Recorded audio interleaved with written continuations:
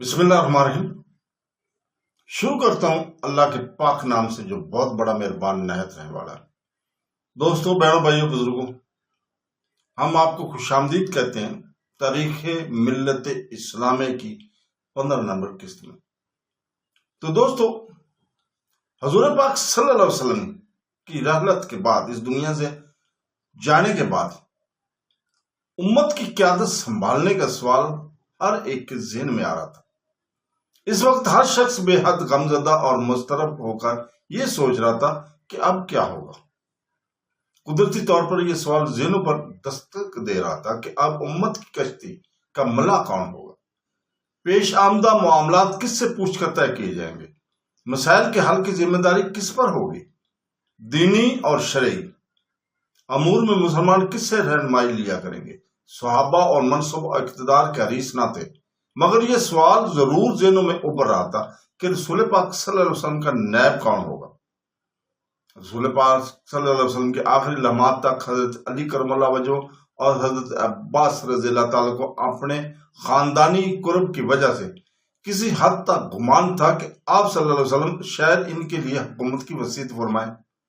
ان کا خیال تھا کہ شاید پیغمبر اسلام صلی اللہ علیہ وسلم کی جانشینی میں نسبی قرابت کی اہمیت بھی ملحوظ ہو۔ یہ دونوں حضرات پوری نیک نیت سے یہ سمجھتے تھے کہ اگر خلیفہ اہل بیت میں سے ہوا تو مسلمانوں کا اتفاق اور اتحاد زیادہ پائیدار ہوگا۔ حضرت عباس رضی اللہ تعالیٰ عنہ نے نبی کریم صلی اللہ علیہ وسلم کی وفات سے کچھ پہلے حضرت علی کرم اللہ وجہہ کو مشورہ دیا تھا کہ وہ حضور پاک صلی اللہ علیہ وسلم سے جا کر پوچھ لیں کہ خلافت کس کے لیے طے ہوگی، ہم اہل بیت کے لیے یا دوسروں کے لیے۔ اگر ہمارے لیے طے ہو تو ہمیں اطمینان ہو جائے گا، اور اگر صلی اللہ علیہ وسلم اس سے دوسروں کے لیے طے کرنا چاہتے ہوں تو ہم انہیں مشورہ دیں گے کہ وہ یہ ذمہ داری ہمیں سونپ کر جائیں۔ مگر حضرت علی کرم اللہ وجہہ نے اس معاملے میں کچھ پوچھنے سے معذرت کر لی اور فرمایا، اگر ہم حضور پاک صلی اللہ علیہ وسلم سے اس بارے میں پوچھیں اور آپ صلی اللہ علیہ وسلم منع فرما دیں تو بعد میں لوگ ہمیں کبھی بھی اقتدار نہیں دیں گے۔ اس لیے اللہ تعالیٰ کی قسم میں رسول پاک صلی اللہ علیہ وسلم سے اس بارے میں کچھ نہیں پوچھوں گا۔ حضرت علی کرم اللہ وجہہ سے زیادہ کون جانتا ہوگا کہ حضور پاک صلی اللہ علیہ وسلم اپنے گھر والوں کو قربانیوں میں آگے اور مناسب میں پیچھے رکھنے کے عادی تھے، لہذا ڈر تھا کہ خود قیادت مانگنے پر آپ صلی اللہ علیہ وسلم خفا نہ ہو جائیں۔ یہی اندیشہ حضرت عباس رضی اللہ تعالیٰ عنہ کو تھا، ورنہ وہ تو رسول پاک صلی اللہ علیہ وسلم کے چچا تھے۔ اگر انہیں کوئی خدشہ نہ ہوتا تو حضور پاک صلی اللہ علیہ وسلم حضرت علی کرم اللہ وجہہ کو کہنے کی بجائے وہ خود رسول پاک صلی اللہ علیہ وسلم یہ درخواست کر سکتے تھے۔ دراصل اہل بیت کو اقتدار ملنا محض ان حضرات کا طبی میلان اور ایک وقتی رائے تھی جسے وہ مناسب اور مسلمانوں کی فلاح کے لیے اہم سمجھتے تھے۔ مگر جب رسول پاک صلی اللہ علیہ وسلم ایسی کوئی وصیت کیے بغیر چلے گئے تو ان عاشقان رسالت نے بھی رسول پاک صلی اللہ علیہ وسلم کی پیروی کرتے ہوئے امت کی مصالحت اسی میں سمجھی کہ مسلمانوں کی سیاسی قیادت کا آزادانہ فیصلہ خود کرنے دیا جائے۔ یہی وجہ ہے کہ انہوں نے رسول پاک صلی اللہ علیہ وسلم کی رحلت کے بعد خلافت کے دعوے کے بارے میں ایک لفظ تک منہ سے نہیں نکالا۔ ہاں، انصار اس معاملے میں پہل کرنے لگے تھے اور ثقیفہ بنی سادہ میں ان سے ایک لغزش ہونے لگی تھی۔ اس وقت اسلام کا سیاسی اور مذہبی مرکز مدینہ منورہ تھا، جس کی مسلمان دو حصوں میں تقسیم تھے، مہاجرین اور انصار۔ مہاجر کم تھے اور انصار زیادہ۔ پھر انصار میں دو قبیلے تھے، اوس اور خزرج۔ اوس کم تھے اور خزرج زیادہ۔ خزرج کے لوگ اس وقت کسی خاص منصوبے کے یا پیش بندی کے بغیر اپنے سردار سعد بن عبادہ رضی اللہ تعالیٰ عنہ کے گھر کے پاس بڑے چبوترے پر جمع تھے۔ اسے ثقیفہ بنی سادہ کہا جاتا ہے۔ یہاں جمع ہونا خزرج والوں کا معمول تھا۔ اس دوران اگر ان کے ذہنوں میں یہ بات آ رہی تھی کہ مسلمانوں کا اگلا قید خزرج سے ہو تو یہ ایک فطری بات تھی، کیونکہ ماضی میں عربوں کے ہاں اقتدار کا انحصار انفرادی قوت پر ہوتا تھا، اور یہ حقیقت تھی کہ مدینہ میں خزرج کی تعداد سب سے زیادہ تھی، چنانچہ یہ خیال ذہنوں سے زبانوں پر منتقل ہو گیا اور بعض لوگ کہنے لگے اب خزرج کے سردار سعد بن عبادہ کو امیر بننا چاہیے۔ ایک انصاری نے بات کو بڑھاتے ہوئے کہا، اور اگر مہاجرین نے اس سے اتفاق نہ کیا تو ہم کہیں گے ایک ہمارا امیر ہونا چاہیے اور ایک تمہارا۔ یہ ایک ایسا خیال تھا جو امت کی وحدت کو فوری طور پر دو حصوں میں بانٹ سکتا تھا۔ اسی لیے خود خزرج کے سردار حضرت سعد بن عبادہ رضی اللہ تعالیٰ نے فرمایا اس سے تو عدم استحکام کی ابتدا ہوگی۔ ثقیفہ بنی سعدہ میں ہونے والی اس گفتگو کا اطلاع حضرت ابو بکر صدیق رضی اللہ تعالیٰ کو ملی جو ابھی تک مسجد نبوی میں تھے۔ انہوں نے محسوس کیا کہ اگر افتراق کے اس شگاف کو فوری طور پر بند نہ کیا گیا تو امت کی تقسیم کا عمل شروع ہونے میں دیر نہیں لگے گی۔ ان کے سامنے حضور پاک صلی اللہ علیہ وسلم کے وہ ارشادات بھی تھے جن میں حکومت اور سیادت کی ذمہ داری قریش پر ڈالی جانے کے واضح اشارات تھے۔ اس لیے انہوں نے ضروری سمجھا کہ انتقال اقتدار کے متعلق لوگوں کی شبہات کو فوراً دور کر کے انہیں آمادہ کیا جائے کہ وہ حضور پاک صلی اللہ علیہ وسلم کے قبیلے کے کسی بہتر شخص کو امیر چن لیں۔ حضرت ابو بکر صدیق رضی اللہ تعالیٰ عنہ حضرت عمر اور حضرت ابو عبیدہ کے ساتھ لے کر تیزی سے ثقیفہ بڑی سعدہ پہنچے۔ وہاں پہلے انصار کے ایک نمائندے نے اپنی تقریر میں انصار کے فضائل اور کارنامے بیان کیے۔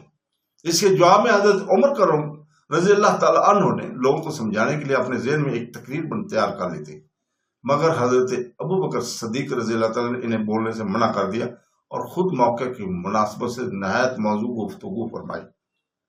یہ ایک کھلی مشاورت تھی جس میں صحابہ کرام پوری وسعت ظرفی سے ایک دوسرے کی بات سن رہے تھے اور اپنے خیالات کو کسی روک ٹوک اور دباؤ کا سامنا کیے بغیر ظاہر کر رہے تھے۔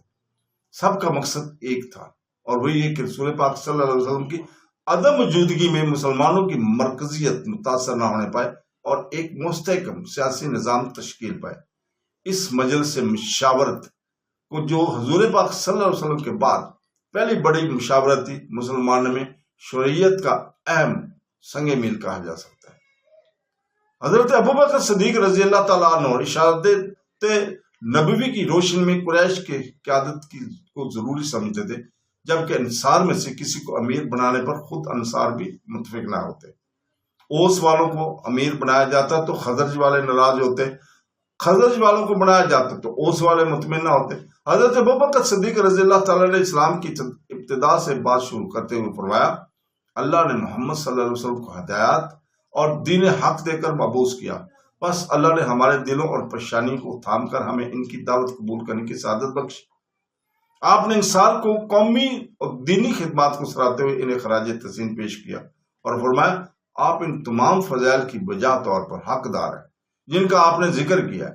حضرت ابو بکر صدیق نے انصار کے فضائل کے بارے میں رسول پاک صلی اللہ علیہ وسلم کی کوئی حدیث نہ چھوڑی اور ان سے حضور پاک صلی اللہ علیہ وسلم کی دلی تعلق کا اعتراف کرتے ہوئے یہ ارشاد نبوی درایا، اگر لوگ ایک راستے پر چلے اور انصار دوسرے راستے پر تو میں انصار کی راہ پر چلوں گا۔ لیکن اس کے ساتھ ہی انہوں نے لوگوں کو یہ بھی یاد دلایا کہ اس وقت قیادت قریش کو سونپنے میں خیر ہے۔ آپ نے فرمایا ہم مہاجرین لوگوں میں سے سب سے پہلے اسلام قبول کرنے والے ہم رسول پاک صلی اللہ علیہ وسلم کے قرابت دار ہیں۔ اللہ کی قسم ہم آپ لوگوں کی فضیلت اسلام کے لیے آپ حضرات کے کارناموں اور اپنے اوپر عائد آپ کے حقوق کا انکار نہیں کرتے، مگر آپ جانتے کہ یہ قریش کا قبیلہ عرب میں ایسی قدر و منزلت کا حامل ہے جو کسی اور کو نصیب نہیں۔ عرب قبائل قریشی آدمی کے سوا کسی شخص پر متفق نہیں ہوں گے۔ آپ اللہ سے ڈریں اور اسلام کو پارا پارا نہ کریں، اسلام میں سب سے پہلے رخنہ ڈالنے والے نہ بنیں۔ پھر حضرت ابو بکر صدیق رضی اللہ تعالیٰ نے مسئلے کا حل پیش کرتے ہوئے فرمایا عمرہ ہمارے ہوں اور وزراء آپ کے، مگر ایک انصاری سردار حباب بن منظر رضی اللہ تعالیٰ بولے یوں کر لیا جائے کہ ایک امیر ہمارا ہو ایک تمہارا۔ حضرت ابو بکر صدیق نے فرمایا نہیں، وزارت تمہاری قیادت ہماری، کیونکہ قریش سب سے معزز سرزمین سے تعلق رکھنے والے اور ان کا حسب نسب سب سے اعلیٰ ہے۔ دراصل دو حکمرانوں کی تجویز پر عمل کرنا اسلامی ریاست کو ابتدا میں ہی सबूताज करने के मुतरादिफ था, क्योंकि ये कुदरती बात है कि एक सुल्तनत में दो बादशाह इकट्ठे नहीं हो सकते। नीज अरब के लोग भी इस बात को कबूल नहीं कर सकते थे। इनका सरदार पैगंबर इस्लाम के कबीले के सिवा किसी और कबीले का हो। इसीलिए हजरत उमर रजी अल्लाह तआला ने भी इस ख्याल को मुस्तरद करते हुए फरमाया, एक नियाम में दो तलवारें जमा नहीं हो सकती। इस दौरान हजरत अबू बकर सदीक रजी अल्लाह तआला ने अपने मौकफ पर दलील पेश करते हुए हजरत साद बिन उबादा रजी अल्लाह तआला अन्हु को मुखातब करते हुए कहा, ऐ साद, आप जानते हैं कि नबी करीम सल्लल्लाहु अलैहि वसल्लम ने आपकी मौजूदगी में फरमाया था कि आदत की जिम्मेदार कुरैश है। अच्छे लोग इनके अच्छों के पीछे चलते हैं और बुरे लोग उनके बुरों के इत्बा करते हैं। साद बिन उबादा रजी अल्लाह तआला को हदीस याद आ गई। वो बिला पसो पेश बोले, आपने ठीक कहा, हम वजीर और आप अमीर। तब अंसार में से बशीर बिन साद रजी अल्लाह तआला अन्हु खड़े हुए और अपनी कौम को मुखातब करके वलवला अंगेज लहजे में गोए हुए, ऐ अंसार, बिलाशुबा आप मुशरिकीन से जहाद में पेश रहे, मगर इससे हमारा मकसद सिर्फ अल्लाह ताला की रजा पाना और उसके रसूल सल्लल्लाहु अलैहि वसल्लम की इताअत करना है। हमें ज़ेब नहीं देता कि अपनी दीनी खदमात के बदले किसी मनसब के असूल की कोशिश करें या दुनिया के तलबकार बने। बिलाशुबा मोहम्मद सल्लल्लाहु अलैहि वसल्लम कुरैश से थे और उनका कबीला उनका जानशीन बनने का ज्यादा हकदार है। एक और इंसान ने पुकार कर कहा, भाइयों, हुजूर पाक सल्लल्लाहु अलैहि वसल्लम मुहाजिरीन में से थे, इनका नायब भी मुहाजिरीन में से होना चाहिए। हम हुजूर पाक सल्लल्लाहु अलैहि वसल्लम के मददगार थे, इनके नायब के भी मददगार रहेंगे। अंसार ने इनकी पुकार पर लब्बैक कहा। इंसान की बखुशी दस्तबरदार हो जाने के बाद खिलाफत का मसला हल करना इतना कठिन नहीं रहा था। दो बातों पर सबका इत्तेफाक हो गया था कि ये कि अमीर एक ही होगा और दूसरे ये कि इसका तकर्रुर कुरैश में ही से होगा। हजरत अबू बकर सदीक रज़ी अल्लाह तआला मुनासिब समझा कि अब अगले मसले यानी अमीर के चुनाव का भी इसी मजलिस में तय कर लिया जाए। चुनाचे आपने फरमाया, तो बेहतर है कि तुम लोग उमर या अबू उबैदा के हाथ पर बैत कर लो। हजरत उमर रज़ी अल्लाह तआला की गैर मामूली शान इससे ज़ाहिर थी कि हुज़ूर पाक सल्लल्लाहु अलैहि वसल्लम ने इनके बारे में फरमाया था, अगर मेरे बाद कोई नबी होता तो उमर होता। हजरत अबू उबैदा बिन जराह रज़ी अल्लाह तआला अशरा मुबश्शरा में से थे और इनकी अमानत कायदाना सालियत की वजह से इन्हें दरबार नबुव्वत से अमीन और उम्मत का खिताब मिला हुआ था। मगर सबके नजदीक हजरत उमर रज़ी अल्लाह तआला अन्हु और अबू उबैदा से कहीं बढ़कर हजरत अबू बकर सिद्दीक का नाम मुकाम था। हजरत उमर को खुद भी कहाँ गुजारा था कि वो हजरत अबू बकर सिद्दीक की मौजूदगी में बड़े बने। उन्होंने लोगों को पुकारा, कहा, तुम जानते हो रसूल पाक सल्लल्लाहु अलैहि वसल्लम ने हजरत अबू बकर सिद्दीक ही को नमाज के लिए आगे किया था और उन्होंने सब को नमाज पढ़ाई थी। सब ने कहा, हाँ बिल्कुल। हजरत उमर रज़ी अल्लाह तआला ने कहा, तो तुम में से कौन है जो अबू बकर सिद्दीक से आगे बढ़ना चाहता है? सब ने कहा, अल्लाह माफ करे, हम में से किसी को ये अच्छा नहीं लगेगा। चुनाचे हजरत उमर रज़ी अल्लाह तआला ने अबू बकर सिद्दीक से कहा, हम सब आप ही के हाथ पर बैत करें। आप हमारे बुजुर्ग बेहतरीन इंसान और हुजूर पाक सल्लल्लाहु अलैहि वसल्लम के प्यारे दोस्त हैं। इधर हजरत उमर रज़ी अल्लाह तआला ने अबू बकर सिद्दीक का बाजू पकड़ के इन्हें बैत लेने के लिए हाथ आगे बढ़ाने पर आमादा किया। उधर बशीर बिन साद अंसारी लपक कर आए और आपसे सब पहले अबू बकर सिद्दीक रज़ी अल्लाह तआला के हाथ पर हाथ रखकर बैत की और वफादारी का अहद किया। इसके बाद सब ही टूट पड़े और सहाबा कराम के इस नुमाइंदा इजलास में हजरत अबू बकर सिद्दीक रज़ी अल्लाह तआला की खिलाफत पर इत्तेफाक हो गया। हजरत अबू बकर सिद्दीक रज़ी अल्लाह तआला अन्हु खुद हुकूमत के तलबगार नहीं थे, मगर इस मौके पर इन्हें खतरा महसूस हो रहा था कि अगर वो ये जिम्मेदारी खुद नहीं संभालेंगे तो लोगों में इंतशार फैल जाएगा। हजरत अबू बकर सिद्दीक रज़ी अल्लाह तआला के अपने अल्फाज ये हैं कि मुझे खौफ महसूस हुआ कि कोई ऐसा फितना रोहनुमा ना हो जाए कि लोग बिखर जाएं। इस दौरान खाना अक़दस में हुजूर पाक सल्लल्लाहु अलैहि वसल्लम के गुस्ल और तजवीज़ो तकफीन के अमूर अंजाम देने की तैयारियां शुरू हो गई थी। पहले दिन तो रंजो सदमे और दुख की इंतहा की वजह से शमा रसालत के परवाने एक सख्ते की कैफियत में थे, इसलिए किसी में इन अमूर की अंजाम देने की सख्त ही पैदा ना हो सकी। भला कौन था जो अपने महबूब आका सल्लल्लाहु अलैहि वसल्लम के जस्ते अतर को مٹی کے تلے دفن کرنے کی ہمت کرتا؟ کون تھا جو اپنے ہاتھوں سے اپنے جینے کی آس کو نظروں سے اوجھل کرتا؟ صاحب شل ہو گئے چکے تھے، ذہنی قوتیں مفلوج ہو کر رہ گئی تھی، لیکن تقریباً 24 گھنٹے بعد ہوش و آواز پہ حال ہوئے اور وہ شدید ترین کیفیت جاتی رہی تو حضور پاک صلی اللہ علیہ وسلم کے چچا حضرت عباس رضی اللہ تعالیٰ عنہ، داماد حضرت علی کرم اللہ وجہ اللہ، پھوپھی زاد حضرت زبیر بن عوام غسل دینے اور کفن پہنانے کے امور میں مشغول ہو گئے۔ یہ حضرات حضور پاک صلی اللہ علیہ وسلم کے قریبی رشتہ دار تھے اور اسی لیے یہی آپ صلی اللہ علیہ وسلم کے آخری خدمات انجام دینے کے زیادہ حقدار بھی تھے۔ ثقیفہ بنی سعدہ میں حضرت ابوبکر صدیق کی بیعت انہی صحابہ کی تھی جو وہاں اتفاق سے پہلے جمع تھے۔ ان میں زیادہ تر انصاری تھے، وہ بھی بنو خزرج کے، چونکہ وہاں اتفاقیہ طور پر خلافت کے استحقاق پر بات چل نکلی تھی، اس لیے کسی کو مدعو کرنے کا سوال ہی پیدا نہیں ہوتا تھا۔ اس لیے بہت سے صحابہ کرام، یہاں تک کہ حضرت علی کرم اللہ وجہ، حضرت عباس اور حضرت زبیر جیسے لوگ بھی اس موقع پر موجود نہ تھے۔ اہل شورا کو باقاعدہ مدعو کر کے مشورہ نہیں ہوا تھا، جیسا کہ اسلامی اصول سیاست کا تقاضا تھا۔ چنانچہ اگلے دن منگل کو صحابہ کے عام اجتماع میں حضور پاک صلی اللہ علیہ وسلم کے نائب اور خلیفہ سے بیعت کا اہتمام کیا گیا۔ حضرت عمر رضی اللہ تعالیٰ نے کھڑے ہو کر یہ ابتدائی کلمات ارشاد فرمائے: میں تو امید کرتا تھا کہ رسول پاک صلی اللہ علیہ وسلم زندہ رہیں گے حتیٰ کہ ہم سب کی بات تشریف لے جائیں گے۔ بہرحال حضور پاک صلی اللہ علیہ وسلم دنیا سے رخصت ہو چکے، مگر اللہ نے ہمارے درمیان وہ نور باقی رکھا ہے جس سے تم ہدایت لے سکتے ہو۔ یہ وہی نور ہدایت ہے جو اللہ نے ہمیں اپنے نبی کو عنایت کیا۔ ابو بکر صدیق رضی اللہ تعالیٰ عنہ رسول اللہ صلی اللہ علیہ وسلم کے معتمد صحابی ہیں۔ بتاؤ اسے کون دونوں مرادیں ہیں؟ اس میں کن کے متعلق ہے؟ لوگ یہ مسلمانوں کے امور انجام دینے کے لیے سب سے بہتر ہیں، بس آپ کھڑے ہوں اور ان سے بیعت کر لیں۔ پھر حضرت عمر رضی اللہ تعالیٰ نے اصرار کر کے حضرت ابو بکر صدیق کو ممبر پر بٹھایا اور لوگوں نے بیعت کی۔ بیعت کا طریقہ وہی تھا جو عربوں میں قدیم زمانے سے چلا آ رہا تھا، یعنی ہاتھوں میں ہاتھ دے کر وفاداری کا عہد کیا جاتا تھا۔ 3 اہم افراد اس وقت بھی موجود نہ تھے۔ ایک خزرج کے سردار حضرت سعد بن عبادہ رضی اللہ تعالیٰ عنہ، دوسرے حضرت علی کرم اللہ وجہ، تیسرے حضرت زبیر۔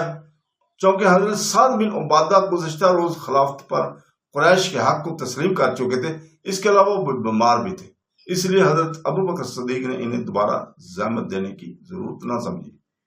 مگر حضرت علی کرم اللہ وجہ اور حضرت زبیر کے نہ ہونے سے غلط فہمیاں جنم لے سکتے تھے، اس لیے آپ نے دونوں کے بارے میں خصوصی طور پر پوچھا۔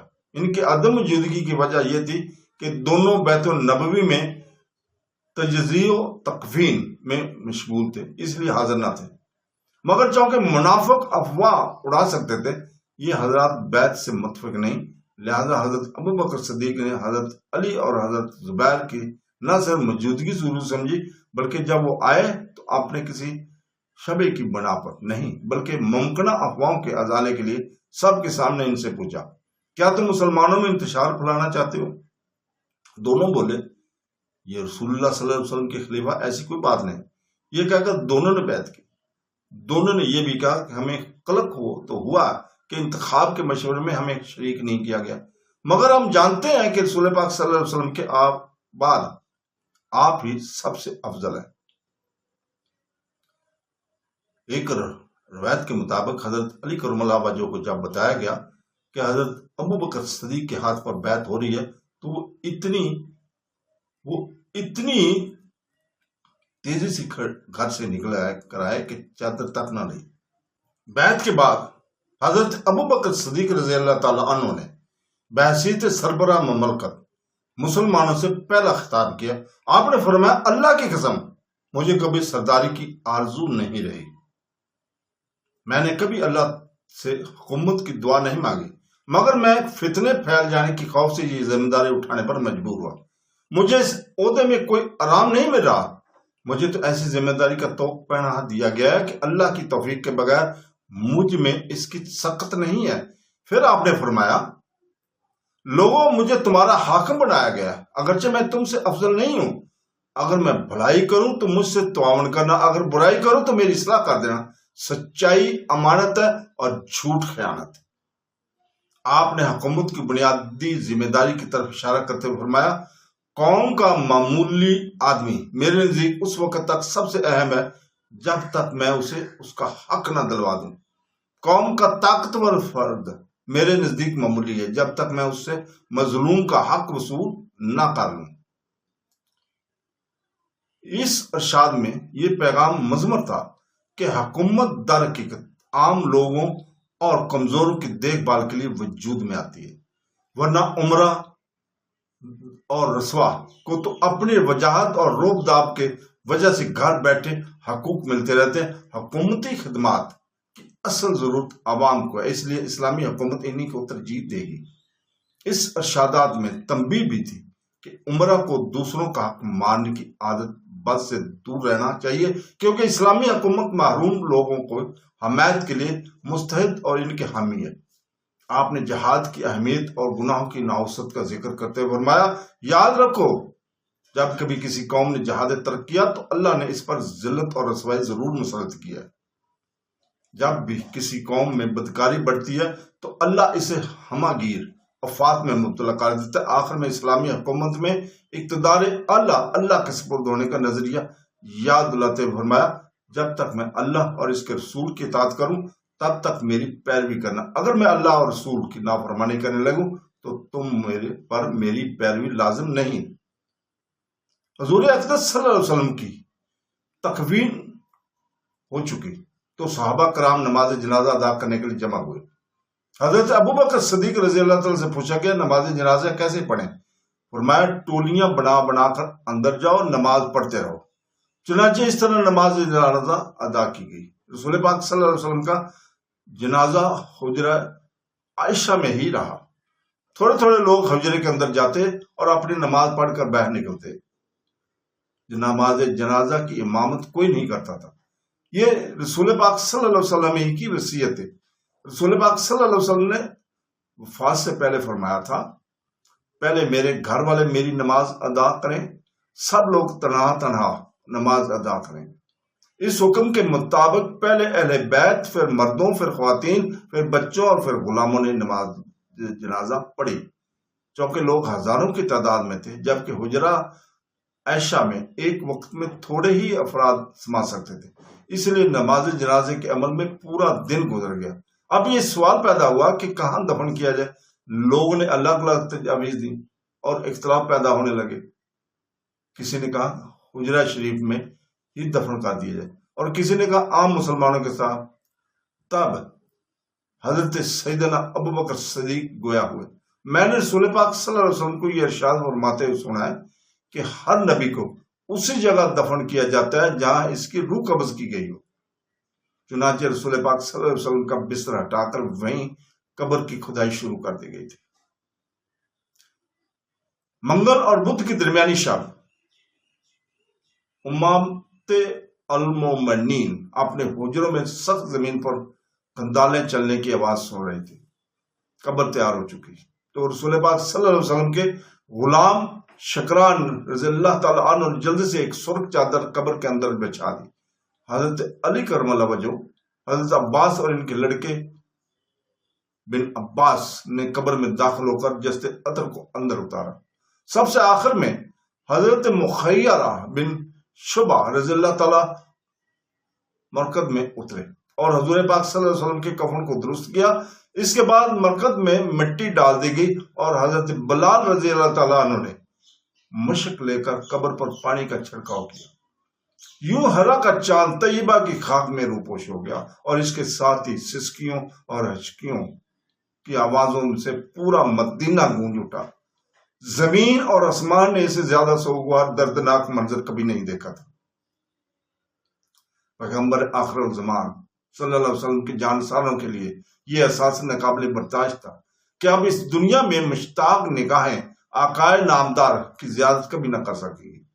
صحابہ کرام میں باقی رات آنکھوں میں کاٹ دی۔ صبح صادق کے وقت حضرت بلال بن رباح رضی اللہ تعالیٰ عنہ حسب معمول اذان دینے لگے، اشہد ان محمد رسول اللہ پر پہنچے تو ضبط کی تاب نہ رہی، زاروں قطار رونے لگے۔ رسول پاک صلی اللہ علیہ وسلم کی وفات پیر کی سفید ہوئی تھی اور نماز جنازہ اگلے روز منگل کو ظہر کے بعد، پھر تدفین منگل اور بدھ کی درمیانی شب ہوئی۔ ان امور میں تاخیر کا ایک سبب تو صحابہ کرام اور اہل بیت کا رنج و غم سے نڈال ہونا تھا، اور دوسرا بڑا سبب امر خلافت کو طے کرنا تھا۔ نماز جنازہ اور تدفین کے امور اس کے بعد ہی انجام پذیر ہوئے۔ اس اہم کام کے رسول پاک صلی اللہ علیہ وسلم کی نماز جنازہ اور تدفین سے بھی پہلے انجام پا جانے میں بھی اللہ تعالیٰ کی بڑی مصالحت معلوم ہوتی ہے۔ جنازے میں تاخیر ہونے سے یہ امکان تو ہرگز نہ تھا کہ حضور پاک صلی اللہ علیہ وسلم کے جسد اطہر میں کوئی تخیر پیدا ہو جائے، کیونکہ انبیاء کرام کے اجسام وفات کے بعد بھی محفوظ رہتے ہیں۔ ہاں، اگر خلیفہ کا انتخاب فوراً نہ ہوتا تو کئی مسئلے کھڑے ہو سکتے تھے۔ اسی طرح پیغمبر اسلام صلی اللہ علیہ وسلم کی تجہیز و تکفین کی ذمہ داری غیر معمولی اہمیت رکھتی تھی۔ اگر اس عظیم کام کا کسی قید کی نگرانی کے بغیر انجام دیا جانے لگتا تو بات پر اختلاف رونما ہوتے۔ اول تو یہی بات تنازع کا باعث بن جاتی کہ نماز جنازہ کہاں ادا کی جائے۔ لوگ جذبات کی شدت سے مغلوب ہو رہے تھے، اس لیے کھلے میدان میں نماز جنازہ ادا کرنا چاہتے۔ بہت سے لوگ دیدار عام کو تمنا بھی کرتے۔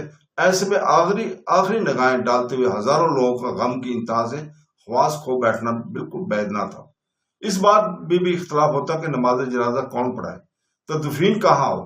جب پہلے قیادت کا مسئلہ طے ہو گیا تو پھر ہر کام ایک امیر کے اختیار کے ساتھ خوش سلیبی سے انجام پا لیا۔ امر خلافت کی اہمیت اس لیے بھی زیادہ تھی کہ اسلام کے آغاز سے اب تک مسلمانوں پر کوئی وقت ایسا نہیں آیا تھا کہ وہ کسی امیر کے بغیر ہوں۔ حضور پاک صلی اللہ علیہ وسلم ہی سب کے امام، رہنما اور امیر تھے، جن کے تحت مسلمان متحد اور متفق تھے۔ اب کسی امیر یا خلیفہ سے تھوڑی دیر کی مرحومی بھی مسلمانوں کے لیے نہایت گراں تھی، اور امت کے اکابر خطرہ محسوس کر رہے تھے کہ اگر یہ صورتحال زیادہ دیر رہی تو کہیں امت مسلمہ کسی افتراق اور انتشار کا شکار نہ ہو جائے۔ شرپسند عناصر جو منافقین کی شکل میں دور نبوت میں بھی سرگرم رہے، کوئی بات اڑا کر اس مسئلے کو اختلاف بلکہ خانہ جنگی کی شکل دے سکتے تھے، جیسا کہ حضرت صلی اللہ علیہ وسلم کی زندگی میں کئی بار وہ ایسی مذموم کوششیں کر چکے تھے۔ انہی وجہ پر صحابہ کرام کی پاکیزہ اذہان اور دور اندیش دماغ کی روح خود بخود اس طرف ہو گئی کہ سب سے پہلے حضور اقدس صلی اللہ علیہ وسلم کے جانشین کا مسئلہ طے کر لیا جائے۔ وہ لوگ زہر بین بلکہ کوڑ مغز ہیں جو گمان کرتے ہیں کہ صحابہ کرام کو حضور پاک صلی اللہ علیہ وسلم کی محبت سے زیادہ اقتدار کی فکر تھی، اس لیے وہ تجہیز و تکفین کی بجائے خلافت کے استحقاق پر بحث کرنے لگے۔ حقیقت یہ تھی کہ انہیں حضور پاک صلی اللہ علیہ وسلم کی محبت ہی کی وجہ سے پیغمبر کے دین کو بچانے کی فکر لاحق تھی، اور اس کے لیے یہ ضروری تھا کہ فی الفور خلافت کا منصب کسی ذمہ دار ترین شخص کو سونپ کر امت مسلمہ کو متحد اور یکجا رکھا جائے۔ تو دوستو، اس کے ساتھ ہی ہم اجازت چاہتے ہیں۔ اللہ حافظ۔